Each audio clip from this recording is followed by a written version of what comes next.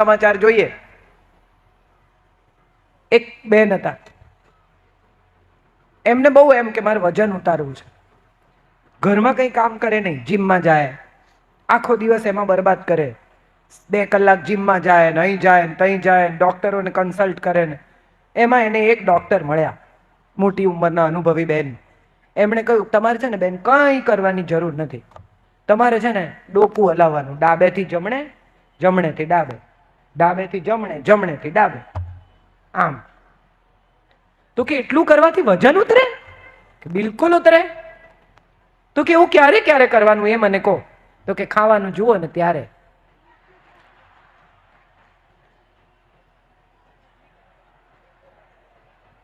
મારે નથી ખાવું. આ જ વાત છે ને જિંદગી માટે પણ બહુ અગત્યની છે. જીભ છે ને એ 2 કામ કરે, એક સ્વાદ આપે ને એક શબ્દ આપે. સાચું કે ખોટું? જીભના 2 કામ, એક તમને સ્વાદ ચખાડવાનું ને એક તમારી ભાષા, તમારા શબ્દ તમારી જીભમાંથી આવે.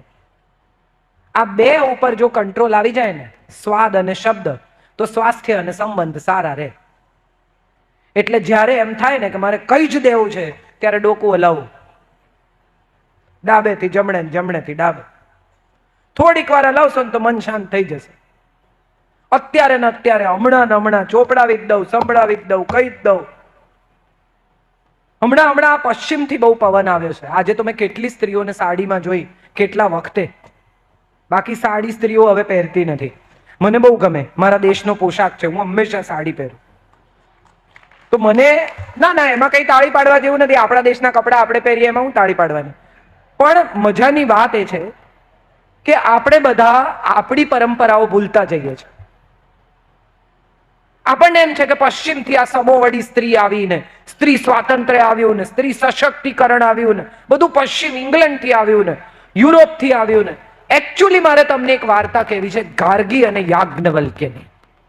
બહુ જ મોટા મહર્ષિ યાજ્ઞવલ્ક્ય, સૌથી જ્ઞાની.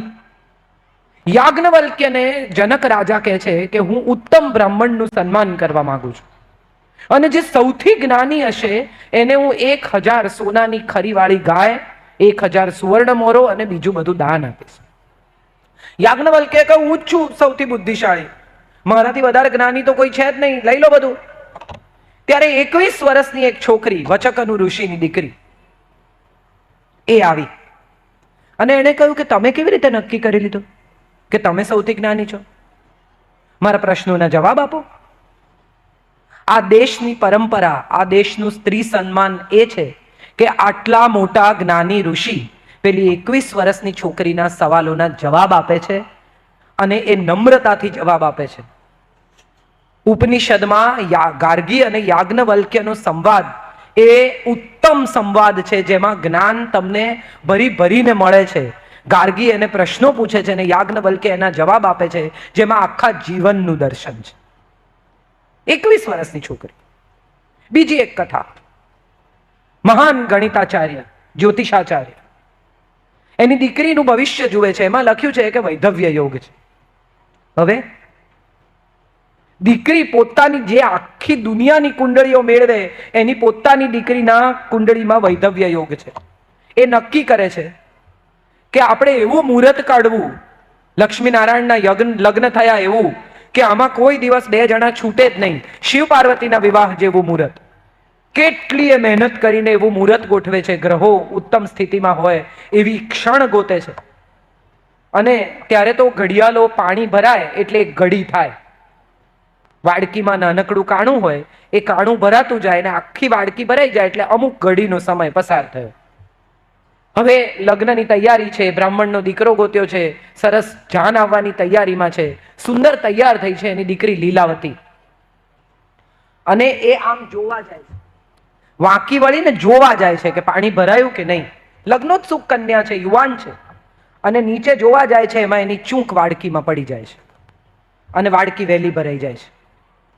કારણ કે ચૂંકનું વજન આવે છે વાડકીમાં, એટલે ધાર્યા કરતા વાડકી વહેલી ભરાઈ જાય છે. ખોટા મુહૂર્તમાં લગ્ન થાય છે. લીલાવતીના વૈધવ્યનો યોગ હતો, એને વૈધવ્ય આવે છે. હવે આખો સમાજ એની પાછળ છે કે વિધવાના તો પુનર્વિવાહ થાય નહીં. આ તો સદીઓ જૂની કથા છે. તો વિધવાના પુનર્વિવાહ ન થાય તો શું કરવું? અને ત્યારે પંડિત ભાસ્કરાચાર્ય પોતાની દીકરીને ગણિત ભણાવે છે. આજે આપણે જે વૈદિક ગણિતમાં ક્લાસમાં છોકરાઓને મોકલીએ છીએ ને, એ લીલાવતીનું ગણિત છે. આ બહુ ઓછા લોકોને ખબર છે, પણ આ લીલાવતીનું ગણિત છે. એણે વૈદિક ગણિતની શરૂઆત કરી. આવી તો કેટલી કથાઓ છે. આપણા દેશમાં સ્ત્રી સન્માન હંમેશા હતું જ, છે જ, રહ્યું જ છે. તમને બધી બહેનો જે પીડિત, શોષિત, દુઃખી પોતાની જાતને માનતી હોય, એ બધીને મારે પ્રશ્ન પૂછવો છે કે ઘરમાં પૈસા લઈને આવે તો કોના હાથમાં આપે? 4-5 લાખ રૂપિયા, 10 લાખ રૂપિયા લઈને આવે તો કોને આપે? કોને આપે? બોલો બોલો. કોઈ બોલશે નહીં હવે. પછી એ પૈસા તમે ક્યાં મૂકો? તિજોરીમાં. એની ચાવી ક્યાં રહે? કેડે. અને જો 10 મૂકવા આપ્યા એમાંથી 2 માગે તો શું પૂછવાનું? કેમ? એના પૈસા એને મૂકવા આપ્યા અને એ માગે તો એ પૂછે કેમ? અને કે અમારું તો કઈ ચાલતું જ નથી. સાચી વાત કે ખોટી વાત? ભાઈઓ વધારે કહે છે સાચી વાત, સાચી વાત. બહેનો બોલતી નથી. તમે જુઓ, બીજી તમને સાદો તમારી નજર સામે દાખલો આપો. આ બહેનો જેટલી બેઠી છે એમાં કેટલા કલર છે, કેટલા રંગો? એક શેડ, એક કલર ખૂટતો નથી. અને અહીંયા જુઓ, ભૂરા, સફેદ, કથ્થઈ, હદમાં કાળા, 1-2 જણાએ ગ્રીન પહેર્યો છે, પૂરો થઈ ગયો. સ્ત્રીના જીવનમાં આટલા રંગો છે. આ બધા રંગોને જીવતા આવડે ને તો જીવન અદ્ભુત છે. જીવતા ન આવડે ને તો તમે રંગોળી કોઈ દાડો ઉપાડી છે? રંગોળી ઉપાડો ને કેવો રાખોડી થઈ જાય, બધા રંગ ભેગા થઈને નકામો, પછી એ ફેંકી દેવાનો. આ બધા રંગોને જો છૂટા પાડીને જીવી શકો ને તો જિંદગી અદ્ભુત છે. અને બધા ભેગા કરી નાખો તો રાખોડી, પછી એમાં તમારી કોઈ મદદ ન કરી શકે. બધું ગડમડ કરી નાખે, ઝઘડા ઝઘડી કરીને બધું એવું ગૂંચવે અને પછી કે હવે મારું કોઈ સાંભળતું નથી. સત્ય એ છે કે લગ્ન જીવન હોય, સંબંધ હોય, બાળ ઉછેર હોય, પ્રેમ હોય, કંઈ પણ હોય, 2 જણાના કોન્ટ્રીબ્યુશન વગર થતું નથી. એકલો માણસ ઝઘડી શકે? હા કે ના? એકલો માણસ હસી શકે? તરત ડોક્ટર બોલાવે બહુ હશે તો, કે આ એકલો એકલો હશે છે, ડોક્ટર બોલાવો, ઠેકાણું નથી આનું. પણ એકલો રડી શકે? દુઃખી થવું હોય તો એકલા ચાલે, પણ સુખી થવું હોય તો ઓછામાં ઓછા 2 જોઈએ. આ વાત ગાંઠે બાંધી લઈએ કે જો સુખી થવું હશે તો ઓછામાં ઓછા 2 જોઈશે. આ નવા જમાનાની છોકરીઓ કહે છે અમારે તો કોઈનું કામ નથી, હું તો કમાઉં છું, એકલી રહીશ. બહુ સરસ, હમણાં રહીશ. પછી કોઈ દિવસ કાકા કાકીને રસ્તો ક્રોસ કરતા જોયા છે? 70-75 ના કાકા હોય, 70 ના બહેન હોય, 2 જણા એકબીજાનો હાથ પકડીને રસ્તો ક્રોસ કરતા હોય ને ત્યારે સમજાય કે દાંપત્ય જીવનની સફળતા શું છે. એમને કોઈ દિવસ ઝઘડા નહીં થયા હોય, એમને કોઈ દિવસ મન દુઃખ નહીં થયું હોય. મારા દાદાજી ને દાદી કે તમારા દાદાજી ને દાદીને કોઈ દિવસ એકબીજા સામે વાંધો જ નહીં પડ્યો હોય. આપણી પાસે તો ગીત છે કે લવિંગ કેરી લાકડીએ રામે સીતાને માર્યા જો, ફૂલ કેરે દડુલીએ સીતાએ વેર વાળ્યા જો.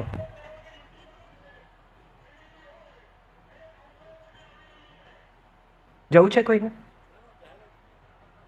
કાઉન્ટર ઉપર કઈ છે, કોઈને જવું હોય તો જઈ આવો. એકવાર મને આવી રીતે હું લેક્ચરમાં બોલતી હતી, કહું કે ચિઠ્ઠી પકડાવી, તો મને કહ્યું કે ફલાણા નંબરની ગાડી છે એને ખસેડી લો. 1 વાર 2 વાર 3 વાર મેં વાંચ્યું, ફલાણા નંબરની ગાડી છે એને ખસેડી લો, ફલાણા નંબરની ગાડી છે એને ખસેડી લો. પછી મને સમજાયું કે મારો જ ગાડીનો નંબર છે. એટલે કોઈ વાર એવું થઈ જાય કે આપણને ખબર જ ન હોય. મારી જ ગાડીનો નંબર હું 3 વાર અનાઉન્સ કર્યો મેં કે કોકની ગાડી પડી છે ખસેડી લો, કોકની ગાડી પડી છે ખસેડી લો. જિંદગી આવી છે, આપણને પોતાને જ નથી ખબર કે આપણે કોને કોને ક્યાં ક્યાં નડીએ છીએ અને આપણે જ જાહેરાત કરીએ છીએ. આ જ મજા છે. જે વાત મારે તમને સૌને કહેવી છે કે સુખી થવા માટે 2 જોઈશ. તમારા ને મારા દાદાજીને, તમારા ને મારા મમ્મી પપ્પાને કોઈ દિવસ કોઈની સાથે ઝઘડો જ નહીં થયો, એમને કોઈ દિવસ વાંધો જ નહીં પડ્યો, પણ એથી બેગ ભરીને જતા રહેવું. હું મારે ઘેર જાઉં. તારું ઘર કયું બેન? આજ તારું ઘર. તે જે ઘરમાં કંકુ પગલા પાડ્યા, તું જે ઘરમાં ગૃહલક્ષ્મી બનીને આવી, એ જ તારું ઘર. તું શું કામ છોડે તારું ઘર? રે અહીંયા. તારે જે બદલવું છે એ બદલવાનો પ્રયત્ન કર. એક સંત રાબિયા નામની બહુ જાણીતા સંત છે, એમની એક બહુ સરસ કથા છે કે એક રસ્તા ઉપર એ કંઈક શોધતા હતા, તો બધા એમની જોડે જોડાઈ ગયા. શું શોધો છો, શું શોધો છો? તો કે એક સોય પડી ગઈ છે. થોડી વાર શોધીને બધાએ કહ્યું કે અહીંયા તો કેવી રીતે આ ધૂળમાં સોય મળે? તો કે અહીંયા નથી પડી, ઘરમાં પડી છે. તો કે તો અહીંયા શું કામ શોધો છો? તો કે અહીંયા અજવાળું છે. તમારા ઘરમાં પ્રશ્ન થયો, તમારા દાંપત્ય જીવનમાં પ્રશ્ન થયો, તમારી સાસુ સાથે પ્રશ્ન થયો કે પુત્રવધુ સાથે પ્રશ્ન થયો, શોધવો તો ત્યાં જ પડશે. તમે બહાર જઈને શોધશો તો કંઈ નહીં થાય. ત્રીજા માણસને પોતાના ઘરની વાત કહેવાથી એનો જવાબ નહીં મળે. એ સાંભળી લેશે અને બીજા ત્રણને કહેશે. કોઈ પણ ત્રણ માણસને જઈને એ કહેશે, પેલા ત્રણ બીજા ત્રણને કહેશે, બીજા ત્રણને કહેશે ને બીજા ત્રણને કહેશે. અને તમારે તો એક જ ઘરમાં રહેવાનું છે. જ્યારે ગામ વાતો કરશે ત્યારે તમે બે જણા ભેગા નીકળતા તમને એમ થશે કે અરે યાર, ગઈકાલે તો મેં મારી વહુ વિશે ખરાબ કીધું છે. શું કામ? બે જણા સામ સામે બેસીને વાતનો નિવેડો લાવો. આપણે સંવાદ નથી કરતા, આપણે વિવાદ કરીએ છીએ. આમ કેમ ન કરાય, આમ કેમ કરાય. બેસાડીને સમજાવો કે બેટા, કોઈ બહારનું આવે ત્યારે તું પેન્ટ પહેરે તો નહીં ચાલે. તને ઘરમાં જે ગમે પહેર, તારું ઘર છે. આપણા ઘરની અંદર તું મારી દીકરી જ છો. તને જે ગમે, જેમ ગમે, જેવું ફાવે એવું રહે. મોડી ઉઠ, તું તારી રીતે આનંદથી રહે. કોઈ આવે, બીજા બહારના લોકો આપણી વાતો કરે, એવી પરિસ્થિતિ ના થાય, એ જોવાની જવાબદારી તારી છે. એક બહુ સુંદર કથા છે જેમાં સાસુ પોતાની વહુને કહે છે કે અંદરથી દરવાજો કોના માટે ખોલવો અને બહારથી કેટલા વાગે ખોલવો એ હવે તારે નક્કી કરવાનું. તું કેટલા વાગે બહારથી ઘેર પાછી ફરીશ એ પણ તું નક્કી કર, ને તારે ઘરમાં કોને આવવા દેવા એ પણ તું નક્કી કર. કારણ કે હવે તું આ ઘરની ગૃહલક્ષ્મી છે. આ ઘરની પરંપરા, આ ઘરની મર્યાદાની જવાબદારી તારી છે. પણ આપણને બધાને એવું લાગે છે કે સાડી પહેરવામાં મર્યાદા છે, માથે ઓઢવામાં મર્યાદા છે. એવું નથી. પેન્ટ પહેરેલી વહુ પણ જો સસરાને પથારીમાં પડ્યા હોય અને બેડ પેન આપતી હોય ને તો એ વધુ સંસ્કારી છે સાડી પહેરેલી વહુ કરતા. જો એ સસરાને સ્પંજ કરી આપતી હોય, જો એ સસરાને દીકરી થઈને વહાલ કરતી હોય ને તો એ સાડી પહેરેલી વહુ કરતા વધુ સંસ્કારી છે. મારે તમને બધાને પૂછવું છે, હમણાં બધે જાહેરાતો આવે છે, ગોરી, પાતળી, ઊંચી, સુશીલ, સંસ્કારી. લગ્નની જાહેરાતો વાંચી છે કોઈએ? બધાને એવી જ વહુ જોઈએ, ગોરી, પાતળી, ઊંચી, સુશીલ, સંસ્કારી. હવે આ જે ઊંચી, પાતળી, ગોરી, સુશીલ, સંસ્કારી છે એ ગોરી તમે લઈ આવ્યા રૂપરૂપના અંબાર જેવી, ઐશ્વર્યા રાય જેવી. અડો તો મેલી થઈ જાય, અડાય બી નહીં એવી. પણ મોઢું ખોલે ને સુરતી કાઢે. સમજાયું ને બધાને? રહીશ મણિયાર કહે છે કે છું સુરતી એટલે આ આળ લાગે છે. છું સુરતી એટલે આ આળ લાગે છે. કોઈને ખબર પૂછું છું ને તોય ગાળ લાગે છે. એટલે આ સુરતી બધા સમજી ગયા છે. હવે બીજી એક પુત્ર વધુ છે જે ગોરી નથી, થોડી શ્યામ વર્ણી છે, કદાચ પાતળી નથી, થોડી ભારે શરીરે છે, એવી રૂપરૂપનો અંબાર નથી. પણ તમારે ઘેર બપોરે કુરિયર વાળો આવ્યો હોય ને તો છાશ પીધા વગર ન જાય, એવી છે. તમારે ઘેર 15 માણસ જમવાના છે એમ કોણ તો મોઢું ચડાવે વગર 20 મિનિટમાં જમાડ દે, ગરમ ગરમ પૂરી ઉતાર દે કે ગરમ ગરમ રોટલા ઘડી દે. હવે આ બેમાંથી કઈ ગમશે? કેમ કાળી? હમણાં તો બધા કહેતા હતા ને ગોરી, ઊંચી, પાતળી, રૂપાળી. મારે તો એવી વહુ જોઈએ જે આંગણું ભરી દે.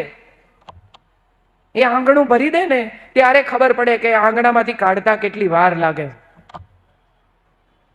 આપણે બધા બહારના દેખાવથી મોહિત થયેલા લોકો છીએ. કોણ કેટલું રૂપાળું, કોણ કેવી બ્રાન્ડ પહેરે, કોણ કેટલી સારી સાડી પહેરે, કોની પાસે કેટલા હીરા, કોની પાસે કેટલા દાગીના, કોની પાસે કેટલા તોલા સોનું, કેટલા તોલા સોનું લાવી, કેટલી સાડીઓ લાવી, કેવો કરિયાવર લાવી. એને બદલે કેવા સંસ્કાર લાવીને એકવાર ચેક કરજો. એની પેટી નહીં ખોલતા, એનું મન ખોલજો. એવું સમજવાનો પ્રયત્ન કરજો કે એના માતા પિતા એને શું શીખવીને મોકલી છે. એ તમારા ઘરની મર્યાદા, પરંપરા સંભાળી શકશે? અને નહીં સંભાળી શકે એવું લાગે તો માં થઈ ને એને ટ્રેન કરજો. મારે મારા જ ઘરની એક વાત કહેવી છે, મેં બહુ વાર કહી છે છતાં ફરી એકવાર તમને કહેવી છે કે મારા વડ સાસુ છે ને, એમનો સ્વભાવ બહુ તેજ. એ બોલે તો તમને ગભરામણ કરી નાખે. ને મારા સાસુ એકદમ શાંત. મારા વડ સાસુ બૂમો પાડે, બિંદો બિંદો, અને મને એમ થાય કે મમ્મી તમે જવાબ કેમ નથી આપતા. મારા સાસુને એક દિવસ મેં કહ્યું, મેં કીધું કહી દો ને તમે. અને ત્યારે મમ્મીએ કીધું મેં તો છે ને ફોન મૂકી દીધો છે, એકલા જ બોલે છે. આ મારું પહેલું શિક્ષણ. આપણને ન ગમે તો ફોન મૂકી દેવો, ભલે એકલા બોલતા, આપણું શું જાય. આ નવી બધી દીકરીઓને મારે શીખવવું છે. જવાબ નહીં આપો ને તો સામેનો માણસ લડી નહીં શકે, પણ જો જવાબ આપશો ને તો એને બહુ મજા આવશે ઝઘડો કરવાની. હવે તમારે એને ઝઘડો કરવાની મજા કરાવવી છે કે નથી કરાવવી? નથી કરાવી તો જવાબ આપવાનો છોડી દો. અને આ બહુ જ નહીં, આ સાસુને એટલું જ લાગુ પડે છે. તમને એમ લાગે કે આ વાતમાં બહુ દમ નથી, એનું મગજ ગયું છે, તો 10 મિનિટ ચૂપ રહેવું. હું સાસુ છું, હું કેમ ચૂપ રહું? કાંઈ, ઘરની શાંતિ સૌથી અગત્યની છે. અને ઘરની શાંતિમાં જેનાથી જેટલું કોન્ટ્રીબ્યુટ થાય એટલું એને કોન્ટ્રીબ્યુટ કરવા. એક બીજી વાત, મારે બધી અહીંયા સ્ત્રીઓ છે, મમ્મી છે, એટલે હું લાલચ રોકી નથી શકતી. મારે બધી સ્ત્રીઓને, બધી મમ્મીઓને કહેવું છે કે તમારી દીકરીમાં વિશ્વાસ રાખજો. જમાનો ગમે એટલો ખરાબ હોય, તમારી દીકરીના સંસ્કાર, તમારા ઉછેર અને તમારું એની સાથેનું કોમ્યુનિકેશન, સંવાદ જેટલો સારો હશે ને, એટલી તમારી દીકરી સારી અને તમારી સાથે જોડાયેલી રહેશે. છોકરાઓ બહુ ભાગી જાય છે. હમણાં જ એક બહેને મને કહ્યું કે છોકરાઓ ભાગી જાય છે, બીજીની આત્મા લગ્ન કરી લે છે. કેમ થાય છે આવું? કારણ કે ઘરમાં માતા પિતા વાત કરવાની તક નથી આપતા. તમારા સંતાન સાથે રોજ દિવસનો 1 કલાક વિતાવો. પપ્પાએ કડક હોવું જોઈએ ને, એ જમાનો ગયો. હવે તો પપ્પાએ દોસ્ત બનવું પડશે, પપ્પાએ વાત કરવી પડશે, પપ્પાએ દીકરીને વહાલ કરવું પડશે. 12-14 વર્ષની થાય ને એટલે મમ્મી કે બસ હવે પપ્પાને બહુ ચોંટચોટ નહીં કરવાનું. શેના માટે નહીં કરવાનું? એની જિંદગીનો પહેલો બોયફ્રેન્ડ જ એનો બાપ છે. જે દિવસે એની જિંદગીમાં પિતાનું સ્થાન અકબંધ હશે ને, એ દિવસે બહાર પુરુષ ગોતવા નહીં જાય. એની કંપની એના પપ્પા, એનો મિત્ર એના પપ્પા, એને વહાલ એના પપ્પા કરે, તો એને બહાર કોઈને શું કામ ગોતવાના? આપણી દીકરીઓ બહાર મિત્રો ગોતે છે કારણ કે આપણી દીકરીને આપણે ઘરમાં મિત્ર આપી શકતા નથી. આ બહુ જરૂરી છે. ઘરમાં મિત્ર આપો, એને સાંભળો. અને મમ્મી બધી એવું કે તું મને સાચું કહીશ ને તો હું તને કંઈ નહીં કરું, આવું વચન આપે. પણ જો છોકરી એમ કે મારી ક્લાસમાં એક છોકરીને બોયફ્રેન્ડ છે, કે મારી ક્લાસમાં એક છોકરો સિગરેટ પીએ છે, તો સૌથી પહેલું રિએક્શન આપણું શું હોય? તારે નથી ને? અહીંથી સંવાદ તૂટી ગયો. એ ગભરાઈ ગઈ, હવે તમારી સાથે વાત નહીં કરે.